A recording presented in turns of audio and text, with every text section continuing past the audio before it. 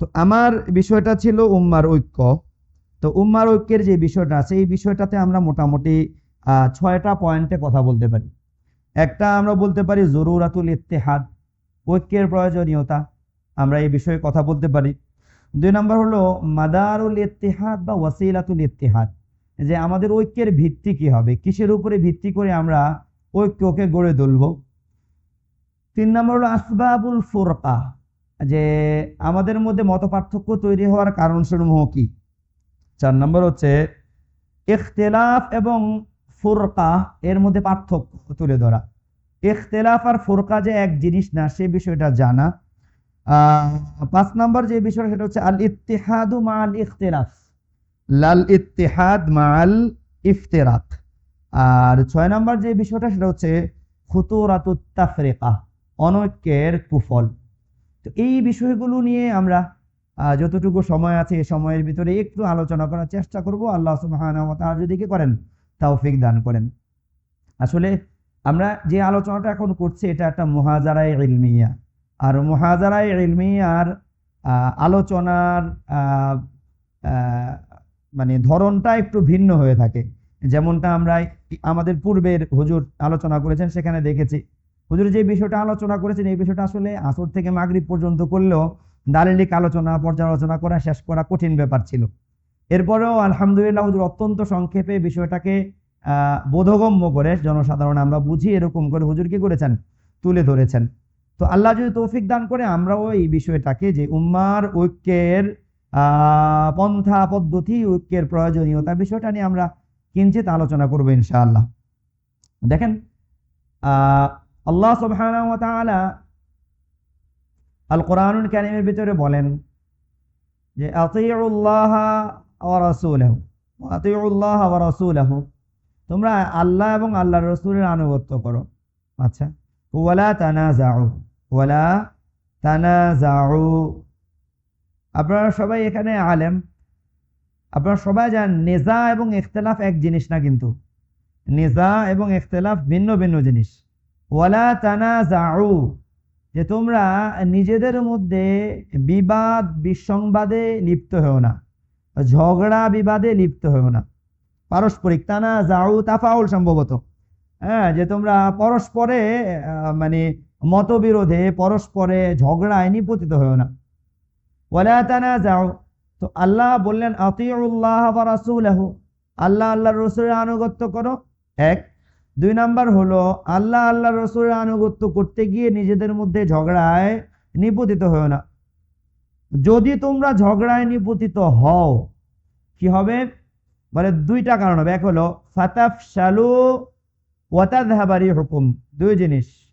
এক, ফাতাফশালু, ফাশলুন শব্দের অর্থ তো আসলে অনেকভাবে করা যায়। আমরা যদি বলি মানে ফাশালা বলা হয় ফিল ইমতিহান, তার মানে পরীক্ষায় অকৃতকার্য হওয়া, পরীক্ষায় ফেল করা, পরীক্ষা ভালোভাবে দিতে না পারা। তাহলে ফাতাফশালু মানে হলো তোমরা অকৃতকার্য হয়ে পড়বে, তোমরা হীনমন্যতায় ভুগবে, তোমাদের ভিতরে হীনতা চলে আসবে। 1। 2, ওয়াতাযহাবা রিহুকুম, 2 নাম্বার হলো তোমাদের যেই শক্তি রয়েছে, শক্তিমত্তা রয়েছে, এই শক্তিমত্তাটা হারিয়ে যাবে। তাহলে আমরা মোটামুটি 2টা, একটা হলো যে যদি আমরা মতবিরোধে নিপতিত হই তাহলে আমরা স্বাভাবিকভাবে আসমানওয়ালার পক্ষ থেকে যে ওয়াইদ, 2টা ওয়াইদ, এক ওয়াইদ হলো যে আমরা হীনতায় ভুগব। দেখা যাবে যে তাকবীর তাশরিক পড়তেও ভয় লাগে, আল্লাহু আকবার আল্লাহু আকবার, লা ইলাহা ইল্লাল্লাহু আল্লাহু আকবার, আল্লাহু আকবার ওয়ালিল্লাহিল হামদ। তাকবীর দিতে ভয় লাগে, আল্লাহু আকবার বলতে কি লাগে, ভয় লাগে, তাই না? তো হীনমন্যতায় ভুগবে, ইসলামের মৌলিক শিক্ষাটাকে তুলে ধরতে হীনমন্যতায় ভুগবে। এমন অবস্থায় এমন দাঁড়াবে, তুমি ইসলামকে অন্য যে সমস্ত ধর্ম রয়েছে, যে মতবাদ রয়েছে, মতাদর্শ রয়েছে, ওই মতবাদ মতাদর্শ এবং ধর্মগুলোর সামনে ইসলামকে জোরালোভাবে তুলে ধরতে তুমি অক্ষম হবে। তোমার ভেতর থেকে তুমি ওই শক্তি পাবে না, যেই শক্তিটাকে কেন্দ্র করে তুমি অন্য সকল ধর্ম, সকল মতাদর্শের সামনে ইসলামকে একদম পরিপূর্ণ শক্তিমত্তার সহিত তুলে ধরার যে বিষয়টা রয়েছে সেটা তুমি হারাবে। আর কি হবে? বলে ওয়াতাযহাবা রিহুকুম, তোমাদের যে শক্তিমত্তা ছিল সেটা তোমরা হারিয়ে ফেলবে। আল্লাহ সুবহানাহু ওয়া তাআলা এই আয়াতে কি বলতেছেন ভালো করে খেয়াল করবেন। মানে কোরআনের প্রত্যেকটা শব্দের শব্দবন্ধ অনেক গুরুত্বপূর্ণ। প্রথম বললেন ইতাআতুল্লাহি ওয়া ইতাআতুর রাসূলের কথা, 2 নম্বর আন-নাহয়ু আনিন নিজা, 3 নম্বর সামারাতুন নিজা, 4 নম্বর আপনাকে যেটা বলতেছে, 4 নম্বর বিষয়টা আপনাকে বলতেছে সেটা হচ্ছে যে আপনি যদি নিজা থেকে, ঝগড়া বিবাদ থেকে বাঁচতে চান তাহলে আপনাকে কোন পথে হাঁটতে হবে? ফাতাসবিরু, তোমরা ধৈর্য ধারণ করো, তোমরা ধৈর্য ধারণ করো। কারণ আপনি যখন বিভিন্ন ধরনের লোকদেরকে, মুসলমানদেরকে নিয়ে, মুয়াহিদিনকে নিয়ে চলতে যাবেন, চলতে গেলে কর্মপন্থার ভিন্নতার কারণে, আবারও বলছি কর্মপন্থার ভিন্নতার কারণে, ফুরুই ইখতিলাফের কারণে, আমলের ভিন্নতার কারণে নিজেদের মধ্যে বিভিন্ন সময়ে ঝগড়া বিবাদ তৈরি হয়ে যাওয়ার মতো পরিস্থিতি শয়তান তৈরি করে দিবে। ঠিক সে সময় ফাতাসবিরু, তোমাকে ধৈর্য ধারণ করতে হবে। আল্লাহ বলতেছেন ইন্নাল্লাহা মাআস সাবিরিন, আল্লাহ ধৈর্য ধারণকারীদের সাথে থাকবেন। তো আল্লাহ সুবহানাহু ওয়া তাআলা এখানে আমাদেরকে অনৈক্য করতে নিষেধ করলেন এবং অনৈক্যের কুফল বর্ণনা করলেন। পাশাপাশি ঐক্য ধরে রাখার জন্য আমাদের প্রত্যেককে আসবারুন নাস, অত্যন্ত ধৈর্যশীল হতে হবে, সেই কথাটা এই আয়াতে আল্লাহ সুবহানাহু ওয়া তাআলা বললেন। আল্লাহ সুবহানাহু ওয়া তাআলা আল কোরআনুল কারীমের ভিতরে বলেন ইন্না হাযিহি উম্মাতুকুম উম্মাতান ওয়াহিদা, ইন্না হাযিহি উম্মাতুকুম উম্মাতান ওয়াহিদা ওয়া আনা রাব্বুকুম ফাত্তাকুন। আল্লাহ সুবহানাহু ওয়া তাআলা বলতেছেন যে ইন্না হাযিহি উম্মাতুকুম, নিশ্চয়ই এটাই হলো তোমাদের উম্মত, তোমরা যারা আছো। এটা কি? উম্মাতান ওয়াহিদা, এরা হলো একই উম্মত, একই উম্মত। দেখেন এই আয়াতে আল্লাহ সুবহানাহু ওয়া তাআলা অত্যন্ত গুরুত্বপূর্ণ ঐক্যের একটা উসুল বর্ণনা করেছেন এবং আমাদের সামনে মৌলিক বিষয়টা তুলে ধরেছেন। এই আয়াতের দ্বারা আল্লাহ সুবহানাহু ওয়া তাআলা আমাদেরকে বলছেন যে দেখো, মিল্লাদুন আদামা ইলা মুহাম্মাদ ওয়া মিন মুহাম্মাদিন ইলাল কিয়ামাহ কুল্লুকুম উম্মাতান ওয়াহিদাতান, আই উম্মাতাল ইসলামি, উম্মাতাত তাওহীদি, উম্মাতাল ঈমানি। আল্লাহ সুবহানাহু ওয়া তাআলা বলতেছেন আদম আলাইহিস সালাম থেকে নিয়ে মুহাম্মদুর রাসূলুল্লাহ সাল্লাল্লাহু আলাইহি ওয়াসাল্লাম পর্যন্ত তোমরা সবাই একই উম্মত। মুহাম্মদুর রাসূলুল্লাহ সাল্লাল্লাহু আলাইহি ওয়াসাল্লাম থেকে কিয়ামত পর্যন্ত তোমরা সবাই একই উম্মত। কিভাবে? বলতেছে বিইতিবারিল ইতিকাদ লা বিইতিবারিল আমাল, আকীদার ভিত্তিতে তোমরা একই উম্মত। আদম আলাইহিস সালামের যে আকীদা ছিল, মুহাম্মদুর রাসূলুল্লাহ সাল্লাল্লাহু আলাইহি ওয়াসাল্লামের একই আকীদা ছিল।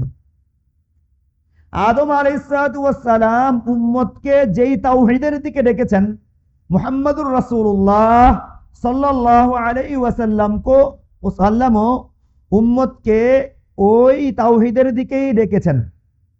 আদম আলাইহিস সালামের তাওহীদ আর মুহাম্মদুর রাসূলুল্লাহ সাল্লাল্লাহু আলাইহি ওয়াসাল্লামের তাওহীদ এক ছিল। তাদের এই তাওহীদের ভিতরে কোনো মত পার্থক্য ছিল না, ভিন্নতা ছিল না। দেখেন আল্লাহ রাসূল সাল্লাল্লাহু আলাইহি ওয়াসাল্লাম আল কোরআনুল কারীমে আল্লাহ সুবহানাহু ওয়া তাআলার পক্ষ থেকে সমস্ত নবীদের দাওয়াতের যেই শব্দগুলো, বর্ণনাগুলো আমাদের সামনে তুলে ধরেছেন, সবগুলোর ভিতরে দেখবেন একই রকম, প্রায় কাছাকাছি দাওয়াত, প্রায় কাছাকাছি। এর কারণ কি? জাযাকাল্লাহু খাইরান, কষ্ট দেন ভাই। এর কারণ হচ্ছে এই যে যে সবার আকীদা এক। এজন্যই আল্লাহ সুবহানাহু ওয়া তাআলা বলেন ইন্নাদ-দীনা ইনদাল্লাহিল ইসলাম। আল্লাহ তাআলার কাছে ধর্ম কয়টা? একটাই, সেটা কি? ইসলাম। কামা কানা আদামু আলাইহিস সালাতু ওয়াস সালাম নবিয়ান, কামা কানা আদামু আলাইহিস সালাতু ওয়াস সালাম মুওয়াহিদান, কামা কানা আদামু আলাইহিস সালাতু ওয়াস সালাম মুসলিমান, ফাকাযালিকা নবিয়ুনা মুহাম্মাদুন সাল্লাল্লাহু আলাইহি ওয়াসাল্লাম। আদম আলাইহিস সালাতু ওয়াস সালাম যেরকম কি ছিলেন, যেমন ভাবে তিনি একজন নবী ছিলেন, যেমন ভাবে তিনি একজন মুওয়াহিদ ছিলেন, যেমন ভাবে তিনি একজন মুসলিম ছিলেন, ঠিক একই রকম ভাবে মুহাম্মদুর রাসূলুল্লাহ সাল্লাল্লাহু আলাইহি ওয়াসাল্লাম। নবী রাসূলের একটা পার্থক্য আছে, কিন্তু আল্লাহ কর্তৃক যেই তাওহীদের দাওয়াত দিতে পাঠিয়েছেন, একই তাওহীদের দাওয়াত দিয়েছেন। আদম আলাইহিস সালাম মুসলমান, কে? মুহাম্মদুর রাসূলুল্লাহ সাল্লাল্লাহু আলাইহি ওয়াসাল্লাম মুসলমান। কিন্তু আপনারা একটু ভালো করলে খেয়াল করে দেখবেন যে ওয়ালাকিন শরীআতুহুম মুখতালিফা, কিন্তু সবার শরীয়ত কি ছিল? ভিন্ন ভিন্ন ছিল। এখন শরীয়তের ভিন্নতার কারণে যদি ঐক্য বিনষ্ট আপনি কিংবা আমি করি, কর্মপন্থার ভিন্নতার কারণে ঐক্য যদি আপনি কিংবা আমি করি, তাহলে সমস্ত নবীদেরকে এক কাতারে আনার কোনো সুযোগ থাকবে না।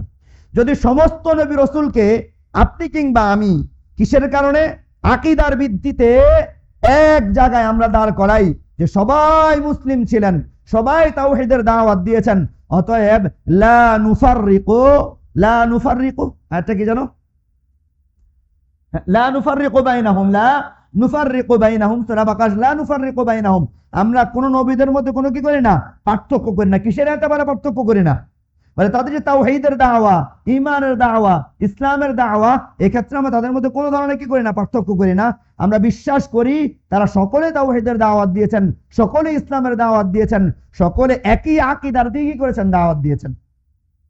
অতএব কর্মপন্থার ভিন্নতার কারণে, আমলের ভিন্নতার কারণে, কর্মপন্থার ভিন্নতার কারণে কখনো অনৈক্য হতে পারে না। আমলের কাইফিয়তের ভিন্নতার কারণে, আমলের কাইফিয়তের ভিন্নতার কারণে যদি আমরা ওই মতবিরোধটাকে জিয়ায়া রাখি, তাহলে আমরা আর কি হতে পারলাম না? উম্মাতুত তাওহীদ হতে পারলাম না। তাওহীদের উম্মত আমরা হতে পারলাম না, মুওয়াহিদিন আমরা হতে পারলাম না। আমলের ভিন্নতা যার যার জায়গায়, আমলের ভিন্নতা যার যার জায়গায়, আমলের কাইফিয়তের ভিন্নতা যার যার জায়গায়। যদি প্রত্যেকটা কাইফিয়ত কি হয়? সুন্নাহ সম্মত হয়, প্রত্যেকটা কাইফিয়তের উপরে যদি কি থাকে? সুন্নাহ থাকে, সহিহ দলিল থাকে। তানাউউল সুন্নাহ যদি হয়, সুন্নাহর ভিন্নতার কারণে যদি আমলের ভিতরে কি হয়? কাইফিয়তের ভিতরে ভিন্নতা হয়, সেটাকে কখনোই বিবাদ, বিসংবাদ, ঝগড়া বিবাদের বস্তু বানানোর কি নাই? সুযোগ নেই। লা ইলাহা ইল্লাল্লাহ। তো যে কথাটা আমি আপনাদের সামনে বলার চেষ্টা করছিলাম সেটা হচ্ছে এই যে আল্লাহ সুবহানাহু ওয়া তাআলা মুহাম্মদুর রাসূলুল্লাহ সাল্লাল্লাহু আলাইহি ওয়াসাল্লামের মাধ্যমে আমাদেরকে একই তাওহীদের দিকে কি করেছেন? আহ্বান করেছেন। কিন্তু রাসূলুল্লাহ সাল্লাল্লাহু আলাইহি ওয়াসাল্লাম কর্মপন্থার ক্ষেত্রে নিজে স্বয়ং একাধিক কর্মপন্থার অনুমোদন নিজে দিয়েছেন। আল্লাহ রাসূল সাল্লাল্লাহু আলাইহি ওয়াসাল্লাম একাধিক কর্মপন্থার অনুমোদন স্বয়ং নিজে দিয়েছেন। দেখেন, আব্দুল্লাহ ইবনে মাসউদ রাদিয়াল্লাহু তাআলা আনহু একদিন মদিনা হাঁটতেছেন, তো একজন কারি সাহেব তেলাওয়াত করতেছিলেন। কেউ কেউ বলেন তিনি উবাই ইবনে কাব রাদিয়াল্লাহু তাআলা আনহু। তো আব্দুল্লাহ ইবনে মাসউদ রাদিয়াল্লাহু তাআলা বললেন যে তুমি যেভাবে কেরাত পড়তেছো, আল্লাহ রাসূল এভাবে কি করে না? কেরাত পড়ে না। তো উনি ওনাকে নিয়ে কার কাছে নিয়ে আসছেন? রাসূলুল্লাহ সাল্লাল্লাহু আলাইহি ওয়াসাল্লামের কাছে নিয়ে আসছেন। নিয়ে আসার পরে রাসূলুল্লাহ সাল্লাল্লাহু আলাইহি ওয়াসাল্লামের কাছে বললেন যে আব্দুল্লাহ ইবনে মাসউদ রাদিয়াল্লাহু তাআলা উনি কি করেছেন? যে কেরাত কিভাবে পড়েছেন? আমি আপনার কাছ থেকে শুনিনি এরকম করে পড়েছেন। তো আল্লাহ রাসূল উত্তর কি বললেন? কিলাকুমা মুহসিনুন। আল্লাহ রাসূল কি বললেন? কিলাকুমা মুহসিনুন, আল্লাহ রসুল বললেন যে তোমরা উভয়েই কি করছো, সুন্দর কাজ করছো, তোমাদের উভয়ের কাজটাই সুন্দর। দেখেন এটা তানাউল সুন্নাহ, এটা ভালো করে খেয়াল করবেন। আল্লাহ রসুল এখানে দুইটা কেরাতকেই অনুমোদন দিলেন, তাহলে আল্লাহ রসুল যখন অনুমোদন দিলেন সেটা সুন্নাহ হয়ে গেল, আর সুন্নাহ ভিন্নতা হয়ে গেল। তো আল্লাহ রসুল নিজে স্বয়ং একজন সাহাবী নিয়ে আসছেন, নিয়ে আসার পরে সুন্নাহ ভিন্নতার ব্যাপারে নিজে স্বয়ং কি করলেন, অনুমোদন দিলেন। এবার আসেন ইজতিহাদের ভিন্নতার কারণে, যদি ইজতিহাদ ভিন্ন ভিন্ন হয় তো সেটার ক্ষেত্রেও কি আমলের ভিন্নতার কারণে মতবিরোধ করার সুযোগ আছে? কোনো সুযোগ নাই। আপনারা বিখ্যাত ঘটনা জানেন, আল্লাহ রসুল সাল্লাল্লাহু আলাইহি ওয়াসাল্লাম সম্ভবত বনু কুরাইজার দিকে পাঠাইতেছিলেন, এক দলকে পাঠাইতেছিলেন। তো বলছেন যে তোমরা কোথায় গিয়ে, বনু কুরাইজায় গিয়ে কি করবা, আসরের নামাজ, সম্ভবত না, আসরের নামাজ পড়বা। তো রাসূলুল্লাহ সাল্লাল্লাহু আলাইহি ওয়াসাল্লাম কি করলেন, পাঠাইলেন। তো মাঝখানে গিয়া আসর রক্ত শেষ হয়ে যেতেছে, একদল বলতেছে যে না, আমরা আল্লাহ রসুল যা বলছে তাই, আমাদের রক্ত শেষ হলো, আমরা সেখানে গিয়ে কাজা করবো। আরেক দল বলতেছে কি, আরেক দল বলতেছে না, নামাজ কাজা করা যায় না, আমরা পড়ে ফেলবো। দেখেন ভালো করে বুঝবেন এই জায়গায় আইম্মায়ে কেরামের ইজতিহাদের ভিতরে যে এই কথাটা, মানে আপনারা তো ভালো করে বুঝেন, মানে এটা আমার একটা মুদ্রা দোষ, কিছু মনে করেন আপনারা, ঠিক আছে, যে রাসূলুল্লাহ সাল্লাল্লাহু আলাইহি ওয়াসাল্লামের হাদিসের ফাহাম এর ভিতরে বুঝের ক্ষেত্রে যে ভিন্নতা তৈরি হতে পারে, এই হাদিসটা সুস্পষ্ট দলিল। আল্লাহর রসুল জীবিত আছেন, সাহাবায়ে কেরাম উপস্থিত আছেন, আল্লাহ রসুল সরাসরি সাহাবায়ে কেরামকে হাদিস বলছেন, ডাইরেক্ট বলছেন, কিন্তু হাদিসের মাফহুম বুঝতে দুই দলের ভিতরে কি গেছে, মতভিন্নতা হয়ে গেছে। তো আল্লাহ রসুল দুনিয়া থেকে চলে গেছেন, চলে যাওয়ার পরে আইম্মায়ে মুজতাহিদিন যখন কি করেছেন, এগুলোর উপরে ভিত্তি করে ফিক সংকলন করেছেন, তখন হাদিসের মাফহুম বুঝতে যে তাদের ভিতরে মতভিন্নতা হতে পারে, এটা একটা স্বাভাবিক বিষয়, এটা কোনো অস্বাভাবিক বিষয় না। আল্লাহ রসুল জীবিত থাকতে সরাসরি বলার পরে যদি কি হয়, সরাসরি বলার পরে যদি ফাহামের ক্ষেত্রে কি হয়, মত ভিন্নতা তৈরি হয়, তো আল্লাহ রসুলের পরে ফাহামের ক্ষেত্রে কি হতে পারে, ভিন্নতা, ফাহাম মানে বুঝার ক্ষেত্রে ভিন্নতা তৈরি হতেই পারে, এটা স্বাভাবিক বিষয়। আল্লাহ রসুল সাল্লাল্লাহু আলাইহি ওয়াসাল্লাম কি বলেন না, লা ইউআন্নিফু আলা আহাদিন, যে তাদের দুই দলের কাউকে আল্লাহ রসুল কি করলেন না, ডাঁটাইলেন না, কি করলেন না, ধমক দিলেন না, কোনো কিছু করলেন না। তার মানে এটাকে আমরা তাকরির বলতে পারি, তাই না, কওল ফেল তাকরির না, তাকরির বলতে পারি, মানে অনুমোদন। আল্লাহ রসুলের পক্ষ থেকে দুইটারই কি ছিল, অনুমোদন ছিল। তো আমি আপনাদেরকে এখানে যে কথাটা বোঝানোর চেষ্টা করতেছি বা বলার চেষ্টা করি, সেটা হচ্ছে এই যে আসলে যে সুন্নাহর ভিন্নতার কারণে, ফাহমের ভিন্নতার কারণে, ইজতিহাদের যে সমস্ত মাসালার ক্ষেত্রে কি নাই, আল্লাহ রসুল সাল্লাল্লাহু আলাইহি ওয়াসাল্লাম থেকে একবার সরাসরি কি নাই, ধরেন এই বিষয়টা মানসুস আলাইনা, মানসুস আলাইনা স্পষ্টভাবে আসে নাই, এইরকম যে বিষয়গুলো রয়েছে, তো এই বিষয়গুলোর ক্ষেত্রে আইম্মায়ে কেরাম যখন কিয়াস ইজতিহাদ করেছেন, তো কিয়াস এবং ইজতিহাদের ক্ষেত্রে তাদের ভিতরে কি তৈরি হয়েছে, মতভিন্নতা কি হয়েছে, তৈরি হয়েছে। এই মতভিন্নতা, মানে এই যে মতভিন্নতাগুলো রয়েছে, এগুলো সবগুলো হলো কাইফিয়াতের ভিতরে কি, কর্মপন্থার ভিতরে মতভিন্নতা। এটার উপরে ভিত্তি করে উম্মাহ বিভক্ত হয়ে যেতে পারে না। আবারও বলছি, এটার উপরে ভিত্তি করে উম্মাহ বিভিন্ন দল উপদলে বিভক্ত হয়ে যেতে পারে না। যদি এর উপরে ভিত্তি করে উম্মাহ বিভিন্ন দল এবং উপদলে বিভক্ত হয়ে যায়, আর আল্লাহ সুবহানাহু ওয়া তাআলা মুহাম্মাদুর রাসূলুল্লাহ সাল্লাল্লাহু আলাইহি ওয়াসাল্লামের মাধ্যমে, কোরআন এবং হাদিসে মুবারাকার মাধ্যমে যে ঐক্যের কথা বলেছেন, ওই ঐক্যটাকে যদি আমরা ধরে না রাখি, এই ফুরুই মাসালার ক্ষেত্রে মতবিরোধের কারণে যদি আমরা বিভিন্ন দল উপদলে বিভক্ত হয়ে যাই, এমনকি তাকফির পর্যন্ত আমরা করি, তাকফির পর্যন্ত আমরা করি ফুরুই ইখতিলাফের কারণে, তাবদীঈ পর্যন্ত ফুরুই ইখতিলাফের কারণে আমরা করি, এমনকি বাতিল পর্যন্ত বানায় দেই, যদি এর ভিত্তিতে আমরা কি হয়ে যায়, ভিন্ন ভিন্ন দলে বিভক্ত হয়ে যায়, এটাই হচ্ছে ফুরকা। এটা হচ্ছে কি, ফুরকা, এটাই হচ্ছে বিদআহ। বলে এদেরকে বলে আহলুল বিদআতি ওয়াল ফুরকা বলা হয় এদেরকে, যে যারা কি করে, আসাবিয়াতের কারণে বিভিন্ন দল উপদলে কি হয়ে যায়, বিভক্ত হয়ে যায়। লা ইলাহা ইল্লাল্লাহ।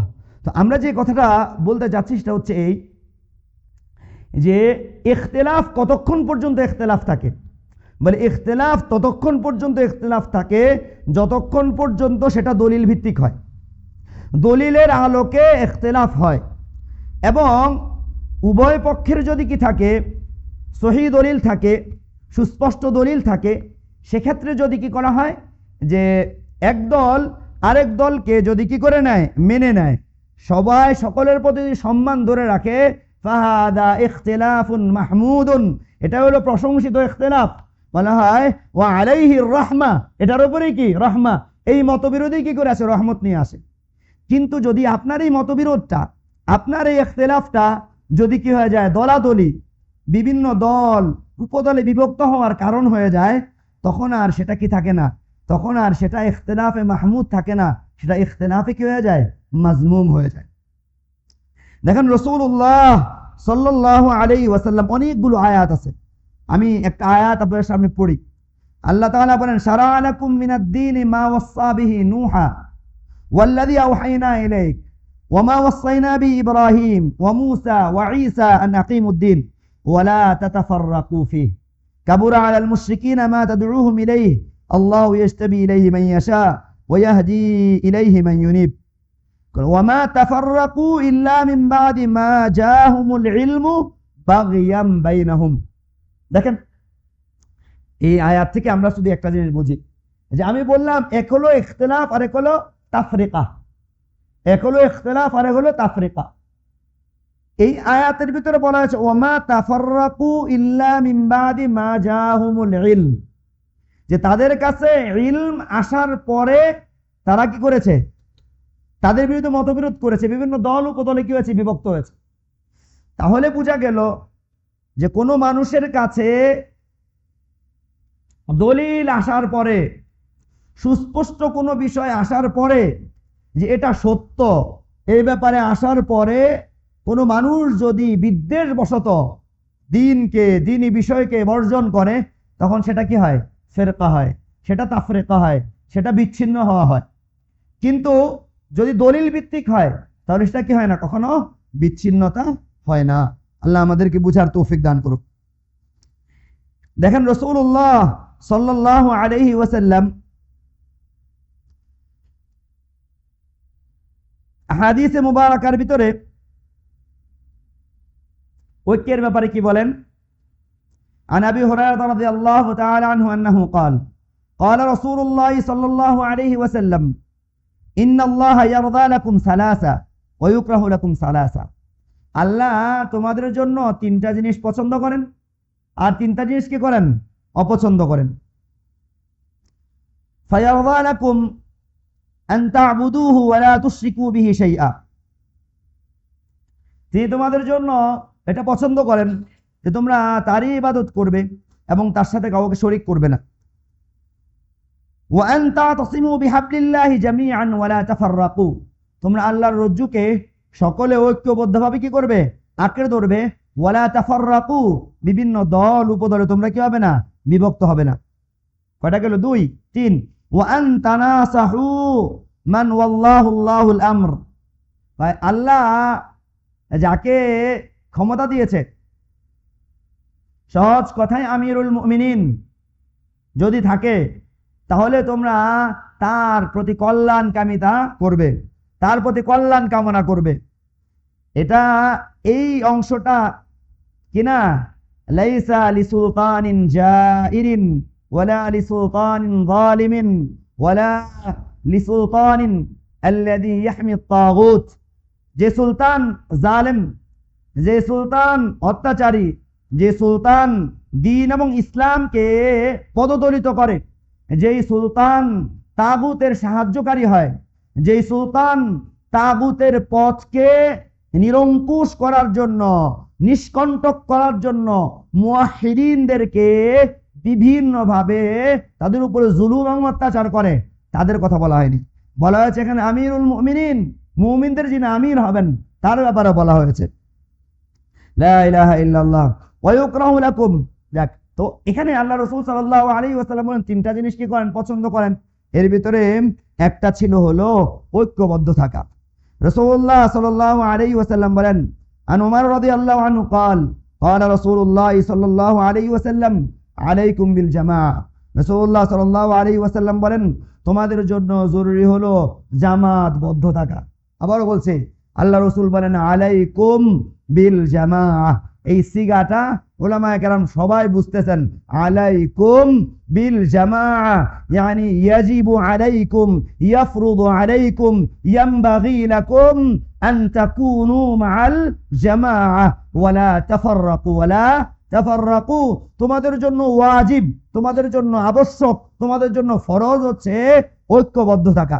তোমাদের জন্য ফরজ, তোমাদের জন্য ওয়াজিব, তোমাদের জন্য উচিত হলো ঐক্যবদ্ধ থাকা। আর তোমাদের জন্য এই ঐক্যবদ্ধ অবস্থা থেকে বের হয়ে আসা তোমাদের জন্য কখনোই কোনোভাবেই কি নয়, বৈধ নয়। লা ইলাহা ইল্লাল্লাহ। বলেন ওয়া ইয়াকুম ওয়াল ফুরকাহ, আল্লাহ বুঝার তৌফিক দান করুক। ওয়া ইয়াকুম ওয়াল ফুরকাহ, ইয়াকুম ইয়াকা ওয়াল আসাদা বুঝেন নাই, মনে আছে না? ইয়াকা ওয়াল আসাদা আপনারা সবাই পড়েছেন, তাহজির না? বলে এখানে ইয়াকুম ওয়াল ফুরকাহ বলতেছে এই তোমরা বিভিন্ন দল উপদলে বিভক্ত হওয়ার ব্যাপারে সতর্ক থাকো, বিভিন্ন দল এবং উপদলে বিভক্ত হওয়ার ক্ষেত্রে সতর্ক থাকো, ভয় করো। কত মারাত্মক বিষয়! এটা সাপ দেখলে যেরকম তুমি ভয়ে কাছে যাও না, একটা বলে বাঘ দেখলে যেরকম ভয়ে তুমি কাছে যাও না, হিংস্র জন্তু দেখলে যেরকম তুমি কাছে যাও না, ঠিক যেই দল, যেই ব্যক্তি ক্ষুদ্র ক্ষুদ্র দলের দিকে আহ্বান করে, ক্ষুদ্র ক্ষুদ্র দলের দিকে আহ্বান করে, মুসলমানদের জামাকে বিভক্ত করে, মুসলমানদের ঐক্যবদ্ধ অবস্থাকে ভেঙ্গে চূর্ণ বিচূর্ণ করে দেয়, যার দাওয়াই হলো দাওয়া ইলাল ফুরকা, দাওয়া ইলাল বিদআ, দাওয়া ইলা দালালা, দাওয়া ইলা সাবিলিশ শাইতান, দাওয়া ইলা সাবিলিত তাগুত, দাওয়া ইলা গায়রি যালিক ইলা হাকাযা। যদি যার দাওয়াতে হলো শয়তানের দিকে, যার দাওয়াতে হলো তাগুতের দিকে, যার দাওয়াতে হলো গুমরাহির দিকে, যার দাওয়াতে হলো বেদাতের দিকে, যার দাওয়াতে হলো মুসলমানদেরকে ক্ষুদ্র ক্ষুদ্র জায়েজ না জায়েজ উভয়টা জায়েজ এরকম ক্ষুদ্র ক্ষুদ্র মাসালাকে ভিত্তি করে বিভিন্ন দল উপদলে বিভক্ত করা, যার যে দাওয়াত, এই দাওয়াত দানকারী যে আছে ওই ব্যক্তির ব্যাপারে, ওই ব্যক্তির দলের ব্যাপারে তোমরা সতর্ক থাকো। এই ইয়াকুম ওয়াল ফুরকা, যে এইরকম ছোট ছোট ক্ষুদ্র ক্ষুদ্র দলের দিকে ডাকে, তাদের থেকে তোমরা দূরে থাকো। ইয়াকুম ওয়াল ফুরকা, ইয়াকুম ওয়াল ফুরকা, একদিকে ইয়াকুম ওয়াল জামা, আরেকদিকে ইয়াকুম ওয়াল ফুরকা। অতএব ভাই একতাবদ্ধ হতে আমরা রাজি আছি তো ভাই ইনশাআল্লাহ? সবকিছুর ঊর্ধ্বে উঠে, সবকিছুর ঊর্ধ্বে উঠে আমার হয়তো কর্মপন্থার ভিন্নতা থাকতে পারে, কর্মপন্থার ভিন্নতা থাকতে পারে। আপনি হয়তো কোনো একটা কর্মপন্থাকে দলিলের আলোকে ভালো মনে করেছেন, ফাবিহা, ভালো। আপনি হয়তো আরেকটা কর্মপন্থাকে দলিলের আলোকে ভালো মনে করেছেন, ফাবিহা। আপনি হয়তো আরেকটা কর্মপন্থাকে ভালো মনে করেছেন দলিলের আলোকে, ফাবিহা, কোনো সমস্যা নাই।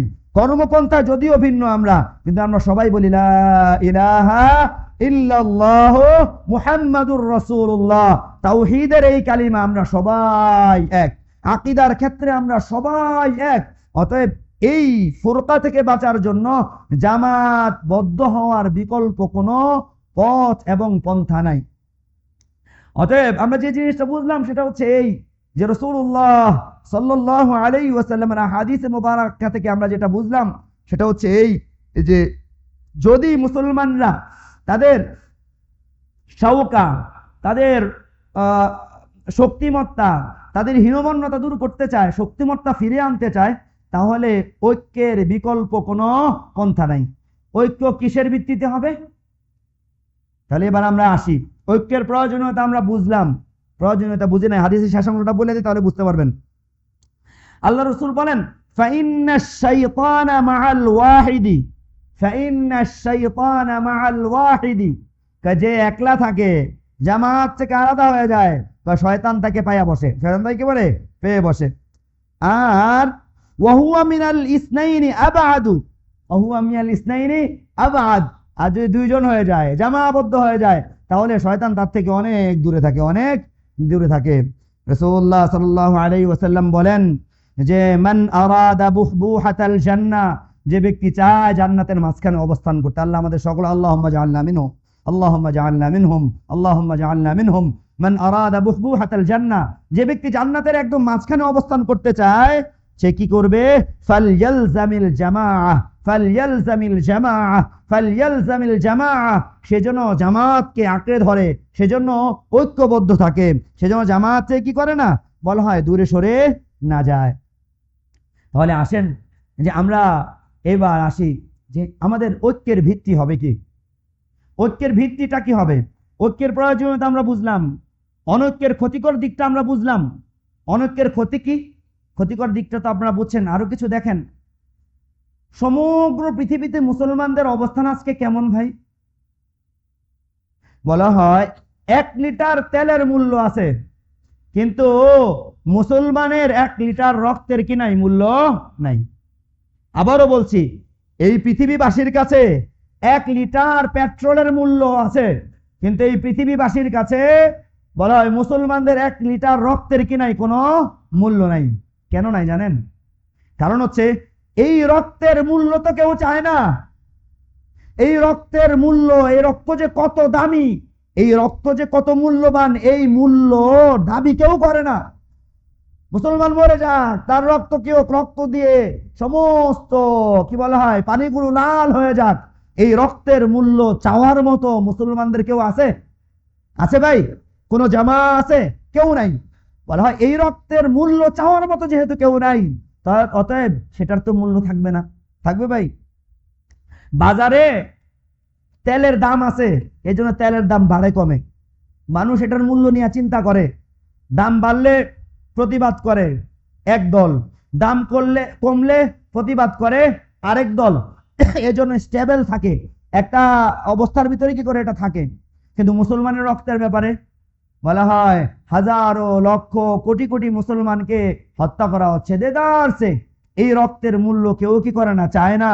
কেউ একজন দাঁড়ায়া বলে না, ওমরের মতো কেউ একজন দাঁড়ায়া বলে না যে যদি কি করে, যদি সেই ফুরাতের তীরে একটা কুকুরও না খেয়ে মরে, সেটার ব্যাপারে আমারে কি করতে হবে? বলা হয় আমাকে জবাব দিতে হবে। ওমর রাদিয়াল্লাহু তাআলার মতো। মুসলমানদের এরকম কি নাই? ওয়ালি এবং অভিভাবক নাই। তো এই জন্য যে কথাটা বলছিলাম, মুসলমানের রক্তের কি নাই? মূল্য নাই। আর রক্তের মূল্য না থাকার মূল কারণ হলো মুসলমানের জামা না থাকা, মুসলমান একতাবদ্ধ না থাকা, মুসলমান ঐক্যবদ্ধ না থাকা। সমগ্র পৃথিবীর মুসলমানের ঐক্য তো পরের বিষয়। আমরা যে রাষ্ট্রে বসবাস করি, যে দেশে আমরা থাকি, এই দেশে আমরা মুসলমানরা কত দল উপদলে বিভক্ত বলেন তো? কত দল উপদলে বিভক্ত বলেন? সময় মনে হয় না। আজান কততে ভাই? হ্যাঁ, আজান 56তে না?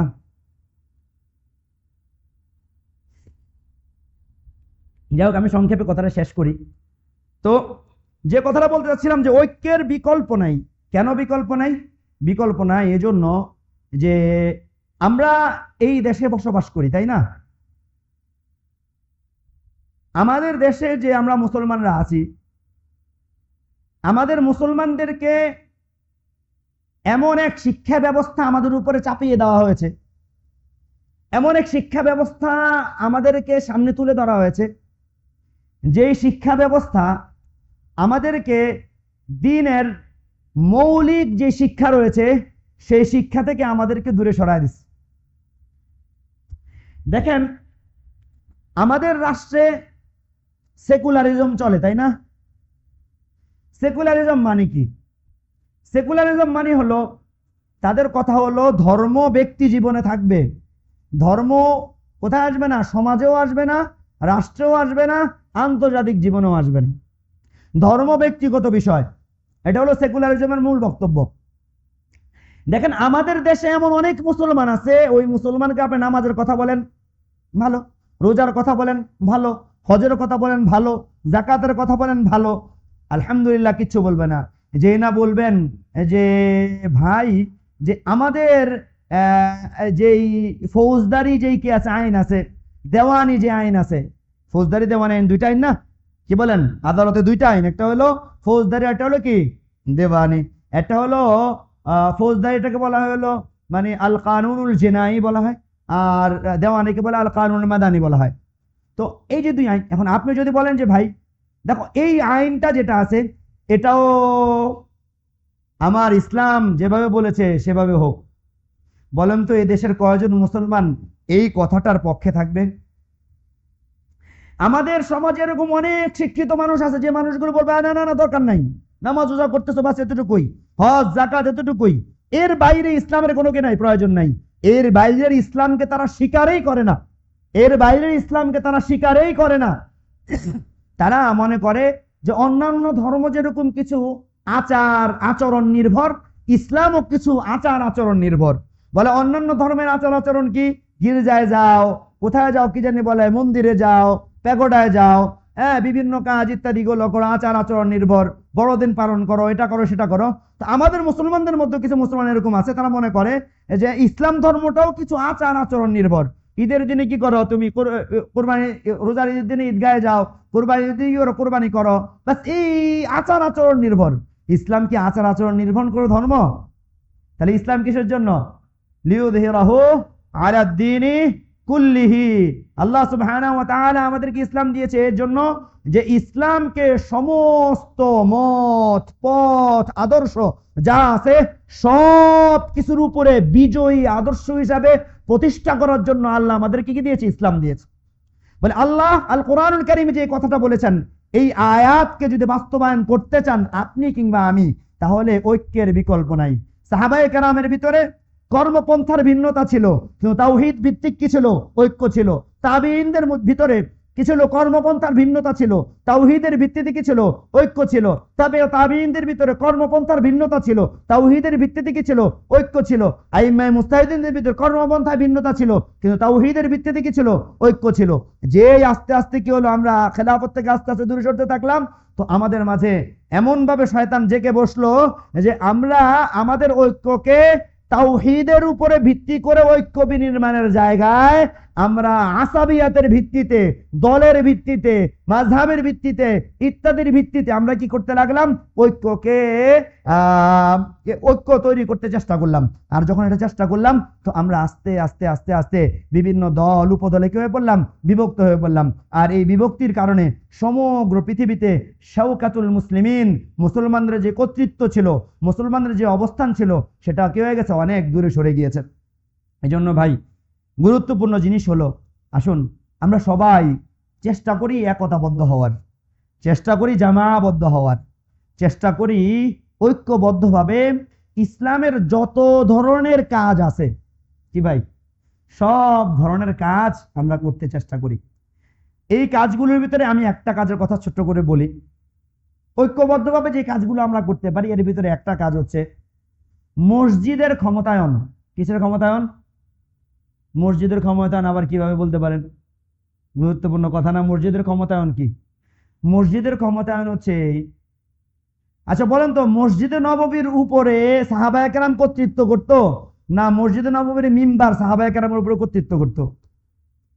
কথা বুঝছেন?